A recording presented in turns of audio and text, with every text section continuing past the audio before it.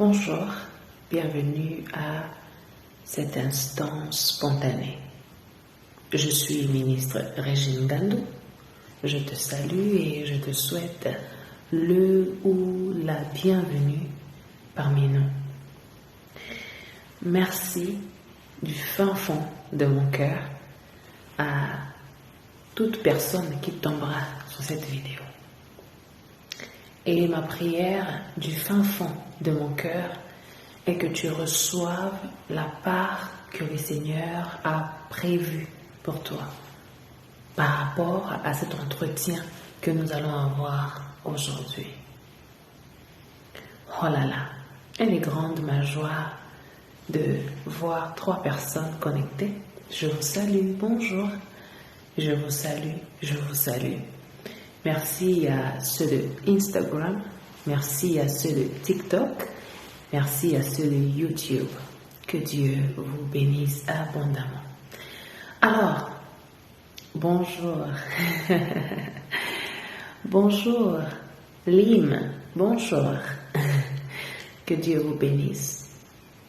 Je suis ministre Régine, je fais de la musique. Et mes débuts n'ont pas été faciles. Ah oui, ça c'est l'instant spontané. Dans l'instant spontané, c'est là où je te parle en long et en large, je te relate les défis que des musiciens rencontrent, que les artistes chrétiens, chrétiennes peuvent rencontrer. Lorsque tu reçois le Seigneur Jésus-Christ comme ton Seigneur et ton Sauveur, tu rentres dans une nouvelle phase de ta vie. Là où tu seras mise à l'épreuve, là où tes réalités seront challengées, ta vie en général sera challengée pour manifester, montrer, prouver que tu appartiens réellement à un grand Dieu, à un Créateur. Ça fait partie de la vie. Et ça, personne ne doit te dire que non, non, ça fait partie de la vie. Ainsi, c'est comme quand je dis souvent, nous allons à l'école et nous sommes tentés, exposés, nous sommes livrés à des réalités scolaires qui nous permettront d'acquérir de la connaissance. On acquiert la connaissance en étudiant des livres que les professeurs nous donnent, des matières que nous avons choisies volontairement. Et il y a aussi les comportements de nos professeurs qui vont nous influencer. Il y a aussi nos amis, les comportements de nos amis. Donc tu es exposé à apprendre de tout le monde. C'est pourquoi tu vas voir un élève qui finit mais qui a un accent qui parle comme son professeur. Vous vous direz, mais l'enfant ici parle comme son professeur. Pourquoi? Parce que cet enfant-là a capté, a gardé une partie de lui. On ne donne que ce qu'on a. Le professeur donne à chacun de vous ce qu'il a. Ainsi, vous l'incarnez sans le savoir. Et quand tu viens à Jésus aussi, tu dois l'incarner. C'est pourquoi tu passeras par des épreuves, des tribulations, des challenges, excusez-moi, des réalités qui te montreront que là, soit je suis avec Christ ou pas. Alors en tant que musicienne, j'ai eu mes hauts et mes bas. Quand je parle des hauts et des bas, ça semble facile. C'est ce qui me fait souvent mal. J'ai dit à Dieu, Seigneur, mais pourquoi ça semble tellement facile lorsqu'on en parle? Mais lorsqu'on expérimente ça, c'est trop profond, c'est douloureux. C'est comme si on prenait un couteau et on déchirait ta chair. C'est douloureux. Et avec la douleur, moi je l'ai expérimenté. Quand j'étais moins jeune et que je me cognais, que j'étais exposée à une douleur, j'avais la capacité de ressentir facilement la douleur. Je sentais vraiment une douleur intense. Ça me piquait au niveau du cœur. Mais à l'âge adulte, avec mes réalités, mes défis, combien même la douleur m'arrive, même quand il y a une morsure très dangereuse, on verse l'alcool sur ma plaie. C'est bizarre, mais c'est la vérité. Je ne ressens plus beaucoup de douleur parce que mon esprit a appris à encaisser. C'est comme une femme, un exemple très simple, une maman qui prépare. Elle est tellement exposée au feu elle est tellement exposée à la chaleur elle se brûle tout le temps. Elle se brûle à tout moment que ça ne lui dérange pas de soulever la marmite comme ça, d'ouvrir une marmite qui est en train de bouillir sans pourtant prendre un habit. Mais pour une jeune fille, un jeune garçon, même un homme qui n'est pas habitué à cette chaleur-là, tu vois un peu la première réaction que la personne aura, parce que la personne n'est pas exposée, n'est pas habituée à la douleur. La douleur vient pour rendre fort. Et dans la musique, dans le ministère de l'art, de la créativité, en tout cas, on est exposé à ça. Quelqu'un me comprend? Nous sommes exposés à ça. Et c'est très, très, très douloureux. Si ce n'est l'Éternel qui est notre force, nous autres ici, on avait déjà abandonné depuis longtemps. Je me rappelle, lorsque j'étais au pays, plus précisément à Pointe-Noire, parce que mon père était missionnaire de ce côté-là, il était allé de ce côté-là, je servais le Seigneur à ses côtés déjà. Je chantais, je conduisais la chorale, je dirigeais la chorale. Mais il y avait une chose qu'on me reprochait là-dedans. Les frères et les sœurs que j'encadrais étaient tous plus âgés que moi et j'étais la moins âgée. J'étais la moins âgée, mais j'étais la personne la plus fiable, la plus trustworthy, comme on peut dire en anglais, la personne que mon père pouvait rely on. He could rely on me easily and trust me. Mon père me faisait confiance avec la chorale. Il avait confié la chorale à d'autres personnes qui avaient mal géré, qui avaient la négligence. Alors il a voulu investir sur les siens parce qu'il sait que les miens seront toujours là. Et quand je conduisais, je dirigeais avec beaucoup d'options, avec beaucoup de zèle, les bien-aimés, les frères, les sœurs, les tontons, les tantines, eux tous travaillaient, ils avaient des vies, des familles, des enfants. Mais moi, je les encadrais. Ils venaient dans la petite avec leurs enfants. Je soulevais les enfants pendant que j'encadrais les adultes. J'encadrais la chorale. Mais je n'avais jamais été formée par un spécialiste. Jamais je n'ai été formée par un spécialiste. Parce que quand tu as le don en toi, le don se manifeste. Le don, ça se manifeste, que tu le veuilles ou pas. Il arrive un moment dans ta vie là où le don se manifeste. Hallelujah. Hey. Parce que tu as Jésus, il t'inspire. C'est pourquoi il faut faire les choses qui sont dans vos destinées. J'encourage, entre parenthèses, il faut faire les choses qui sont dans vos destinées. Lorsque tu fais un travail que tu sens que ce n'est pas ce que Dieu t'a appelé à faire, tu seras malheureux. J'ai parlé déjà de cet exemple-là. Je travaille dans l'office, un très beau bureau, climatisé, tout était bien. Une machine, laptop, everything, perfect pour moi. Mes horaires aussi normales. Je pars au travail à 8h, je commence à 9h et je finis là à 16h, 17h. J'arrive à la maison à 18h. Donc ma vie était bien. J'avais un salaire. Chaque fin du mois dans mon enveloppe, il y a mon argent. Je vivais ma vie bien. Mais je n'étais pas heureuse. Quand j'entends seulement qu'il y a un concert quelque part, je suis poussée à aller. Même parfois, c'est moi qui prenais mon argent. J'investissais dans des associations, dans des groupes musicaux qui organisaient des concerts, des événements pour juste bénir, pour être juste une source de bénédiction. Pourquoi? Parce que c'est ma destinée qui me réclame. Mais c'était douloureux. Il a fallu faire un choix. Et au pays, quand je travaillais comme ça, j'ai suscité la jalousie dans le cœur de certains. Comment moi, comment un enfant arrive à faire des choses de plus que nous les adultes? J'étais très jeune. Mais l'appel me réclamait. Ça ne s'est pas arrêté là.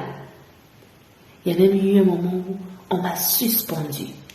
On était obligés, ils sont tous allés voir papa pour lui dire, pasteur, Régine, elle est colérique. Lorsqu'elle enseigne, elle se fâche beaucoup, elle se fâche vite. Effectivement, lorsque tu es un coach, tu dois être sévère. Tu dois être direct. Parfois, ça fait mal. Moi aussi, j'ai mon coach, j'ai mon mentor. Quand il me gronde, j'ai mal au cœur, je ne dors pas bien. Mais je sais que ce qu'il dit, c'est pour mon bien. C'est pour ma lumière.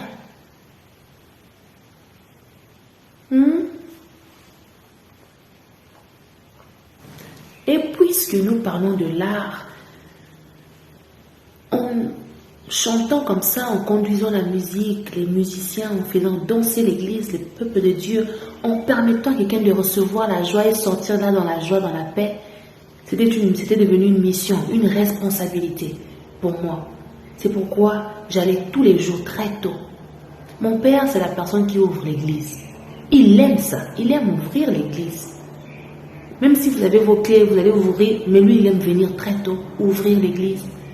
S'il faut nettoyer, bien qu'il ait avec son costume bien habillé, il va nettoyer là où il faut pas, là où on avait raté de nettoyer samedi.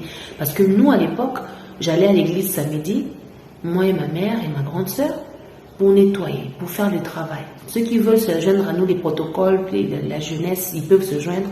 Mais nous trois, on était obligés, on se sentait obligés d'aller nettoyer. D'où, nettoyer l'église n'est pas un problème pour moi. En ouvrant cette parenthèse, on m'a demandé, le pasteur a dit, il faut nettoyer l'église. J'ai pris le balai, j'ai commencé à torchonner. Quelqu'un a dit, moi je ne ferai jamais ça, je suis pas esclave. Parfois, c'est qu'on te rabaisse, oui. Mais parfois, c'est Dieu qui teste ton humilité. Oh oui, oui. D'où, si ça ne te coûte rien de le faire, il faut faire. Ça ne coûte rien de torchonner, de nettoyer. Parce que moi, j'étais déjà habituée avec ça. Depuis la maison de mon père, le ministère de mon père. D'où, quand je pars servir, je me sens obligée de fermer les câbles. De faire quelque chose. Je me sens obligée. Et si je fais rien, je sens comme s'il y a un vide. Quelqu'un me comprend? Je te transmets l'esprit de travail. Au nom de Jésus, que l'esprit de travailler pour le Seigneur t'habite. Avec joie, travailler aussi avec joie. Et moi, je travaillais les samedis comme ça, pour que le dimanche soit pas. Et papa, quand il va venir dimanche, il veut tout le temps aller tôt. Et moi, j'aimais aller avec lui.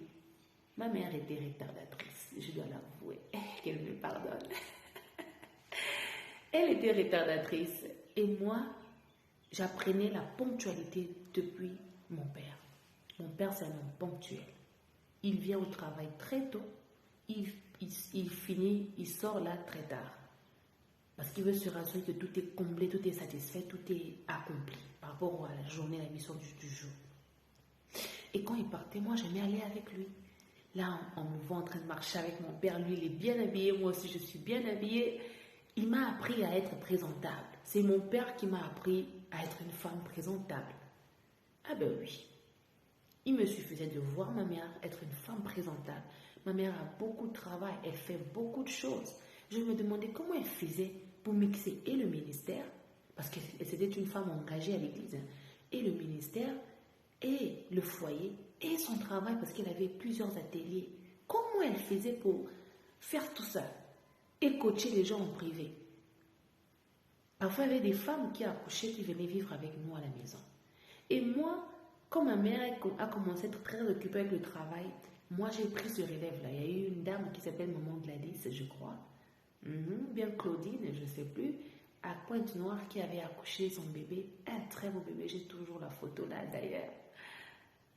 Mais c'est moi qui suis allée pour prendre soin de ce bébé. D'où, je vais te montrer la photo. Le bébé s'appelle Banzozé, c'est ça. Oh my goodness. Je me souviens de cette photo. Ça m'a donné envie de servir le Seigneur. Quand j'ai porté ce bébé, la maman s'appelait Patricia. Ah ben oui. Je ne sais pas si elle va me reconnaître, ça fait tellement longtemps. Et le bébé... le bébé s'appelle Patricia. Ah oui, oui. Et la maman de ce bébé s'appelait maman Blandine. C'était le 20. Waouh. Et là, je vais te montrer une photo, mais je suis obligée de cacher les gens, de cacher les visages des gens. Oui, voilà. Là, ça c'est quand je faisais mon travail d'hospitalisation, d'ambassade. Et là, je servais à l'ambassade et je me disais, mais moi, ma vie, c'est là, quoi. Je ne vais pas faire autre chose. Et je me sens à ma place et tout. Mais je n'étais pas à ma place. Je n'étais pas à ma place. Je rencontrais des grandes personnalités. Je faisais des grandes choses, mais je n'étais jamais à ma place. Je me sentais, il y avait quelque chose qui manquait. Comment vais-je te montrer cette photo? Bien. Attends. Oui. Peut-être comme ça. Hein. Oui, peut-être comme ça. Je me disais qu'il y a toujours un vide. Ce vide va être comblé comment? Comment vais-je combler ce vide? Oh mon Dieu! Quand je regarde ces souvenirs, je viens de loin. Moi aussi, je viens de loin. Et c'est là où j'ai dit à mon père que non. Moi, je veux faire, comment est-ce qu'on appelle? How do you call it? Je veux prendre soin des enfants de l'Écodime. Il m'a dit, ok, prends soin d'eux. J'ai dit, mais il faut que tu me coaches. Il m'a dit, mais bien sûr, je vais te coacher. Alors mon père me coachait à la maison. Et moi, je venais les dimanches à l'église. Je prenais les enfants de l'Écodime, les enfants de la tantine ici, tantine Blandine, tout le monde, les enfants de l'Écodime. Je les encadrais. C'est la raison pour laquelle, à Pointe-Noire, j'ai des enfants. Quand mes enfants m'appellent maman, c'est pas pour rien. Ce sont mes enfants, je les ai enseignés, je les ai appris la voie du Seigneur dès leur bas âge jusqu'à ce que j'ai quitté le pays pour l'Afrique du Sud. Et quand je suis venue ici, il y a eu comment dire, il y a eu thunderstorms, I had storms all around. Il y a eu des épreuves, des vents, des Catalina. Hein? Catalina, ce sont des vents impétueux là qui ravagent vraiment des histoires. Nous, on appelle ça des cyclones. En géographie, on appelle ça des cyclones. Les cyclones, c'est des trucs là, vous voyez quand ça tourne et tout. Alors, ma créativité m'avait lâché. Ma créativité était partie. Je ne pouvais plus avoir l'envie là de m'occuper des enfants parce qu'il y a eu des barrières devant de moi. Premièrement, la langue m'a embêtée. C'est pourquoi j'aimerais encourager les jeunes. Moi, je parle tout le temps de ça. J'encourage mes enfants d'aller à l'école. Ça me fait mal de voir qu'il y a certains de mes enfants qui ont abandonné l'école, qui commencent à vendre de la drogue, qui commencent à rester juste à la maison, ne rien faire, ça me fait mal. Et pourtant, vous recevez l'argent chaque mois. Allez à l'école. Débrouillez-vous, faites ce que vous voulez, mais allez à l'école.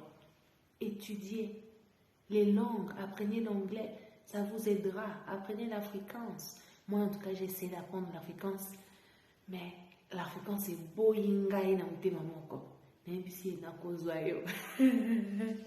Tout un jour, n'a pas zoyo afrikaans. Mais l'anglais, depuis le pays, j'aimais. Quand tu fais des études, tu exposes ton esprit à la créativité, à une meilleure compréhension, à beaucoup. Vous voyez, il n'y a rien de nouveau sur la terre. C'est quand tu pars quelque part, que tu apprends quelque chose, que tu amènes dans ta communauté et tu mets le mot à Sika.